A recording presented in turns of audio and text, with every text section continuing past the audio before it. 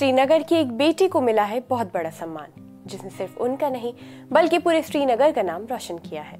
आदाब, आप देख रहे हैं आवाज वॉइस और मैं हूं आपके साथ Amina Majid. National institute of technology NIT Srinagar में केमिकल इंजीनियरिंग डिपार्टमेंट में असिस्टेंट प्रोफेसर डॉक्टर फातिमा जालिद का नाम हाल ही में लॉन्च की गई book she is 75 women in chemistry में शामिल किया गया है।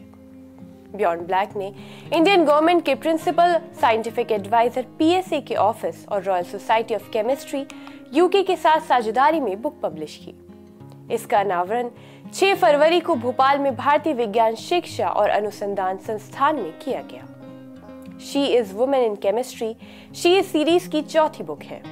ये बुक भारत की 75 महिलाओं के जीवन की कहानी का कलेक्शन है, जो रसायन विज्ञान और इसके सहायक क्षेत्रों में आविष्कार और नवाचार कर रही हैं। किताब के लेखक एल्सा मैरी डिसिल्वा और सुप्रीत के सिंह की तरफ से दिए गए डिस्क्रिप्शन में बोला गया है कि इनमें से कई महिलाएं भारत की टियर 2 और टियर 3 शहरों में से हैं, जहां अफसरों तक पहुंचना सीमित है। उन्होंने धैर्य, संकल्प के जरिए से कठिनाइयों को सहन किया, उन पर विजय पाई और उनमें कामयाबी हासिल की। NIT श्रीनगर में डॉक्टर जालिद के काम में न सिर्फ संस्थान की रिसर्च करने की क्षमताओं को बढ़ाया है, बल्कि रसायन विज्ञान की फील्ड में ज्ञान के भंडार में भी अहम योगदान दिया है।